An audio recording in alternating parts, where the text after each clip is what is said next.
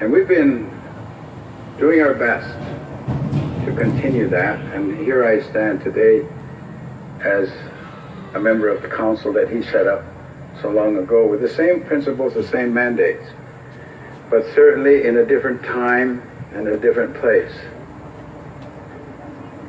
No less and probably more responsibility. And we look about, and we look about for allies, we look about for friends, we look about for people who will understand and agree with those mandates of peace. And that is what we're talking about today, because that is the mandates for life. One of the other instructions that we were given is that we are now placing in your hands all life. And it is your responsibility and it is your duty to look after all life. And so when he was speaking like that, he wasn't talking about our aunts and our uncles and our cousins and our fathers and our mothers. He was talking about all life. He was talking about the trees. He was talking about the fish, the animals, everything that grows, everything with life, because it is a family. We are a family, all life.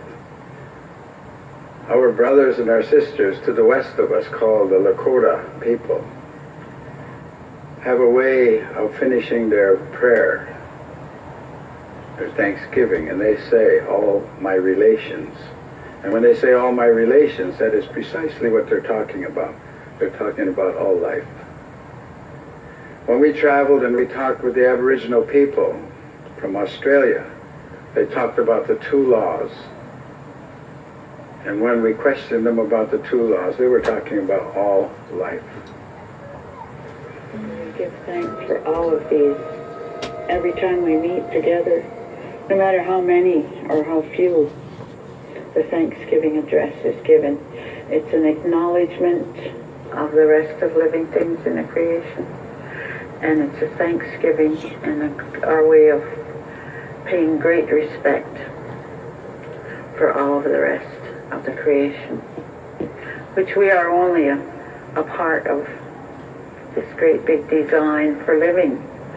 And if any one of the other components were to fall out from that cycle, there would be a great imbalance, and eventually it would collapse, it would be gone.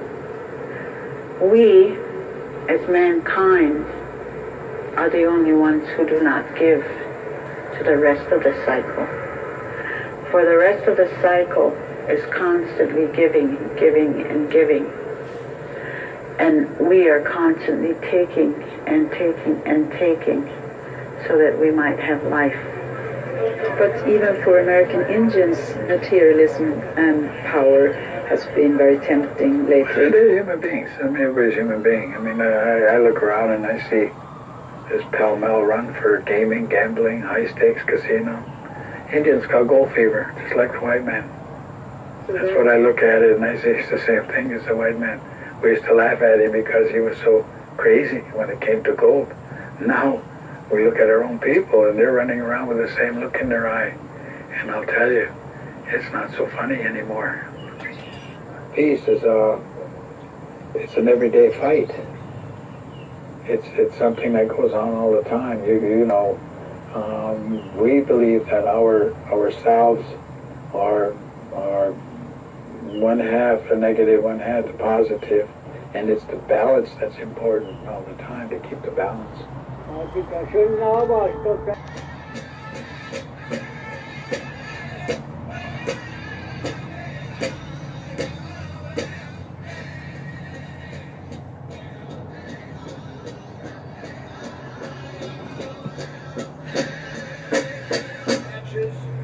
We also have patches about the longest walk.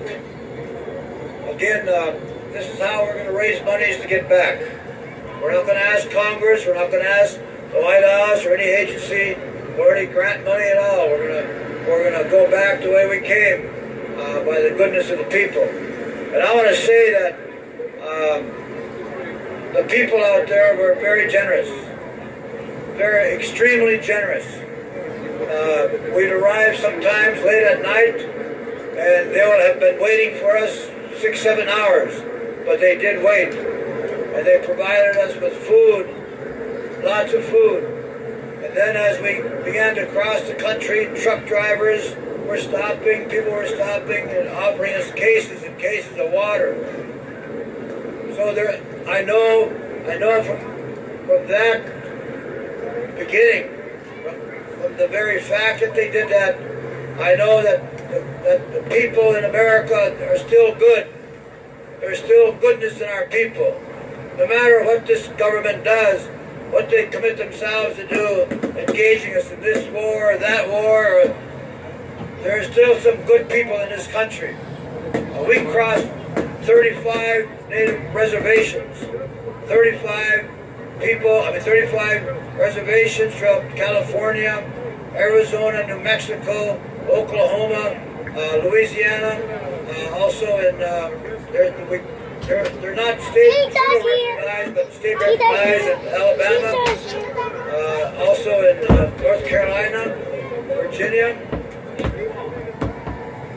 We met people who are doctors, physicians, lawyers, congressmen, mayors, governors.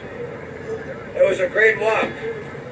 And so we concluded it yesterday, and today's celebration for us. But I wanted this headdress here, it took a long time to get here to Washington, D.C. When Buffalo Bill had the Wild West days going in Europe, he asked Native people from Minnesota and South Dakota to go with him. So many people, Ojibwe people and Lakotas, went with him and performed during what they call the Wild West days in Europe. And of course they would have Indians riding out and headdresses, and they would do mock battles.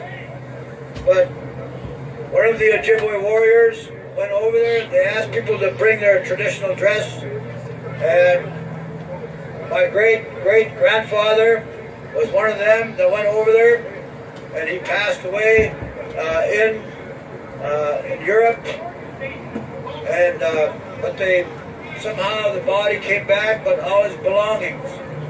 And then in January of last year, a friend of mine was going through an antique shop and saw this in a glass encasement, and written in it was from the Ojibwe warrior Paganagizik. So I have it. He saw it. He said, Dennis, he called me from Paris. He said, Dennis, what is your Indian name? And I told him. And he said, is that Ojibwe or Chippewa? Of course, he knows me only by Ojibwe. And they said it was a Chippewa warrior. So 90-some years later, the headdress comes back. And I've chosen this day to wear it. Because sometimes you see Native people with headdresses on, they got regalia on, and this is what I wear. Jeans and a t-shirt, and I got running shoes or walking shoes. So I want to thank the drummers that came, and the singers, of course. A lot of dancers coming from different ways. Some of the dancers were with us on the longest walk. Chili, the grass dancer.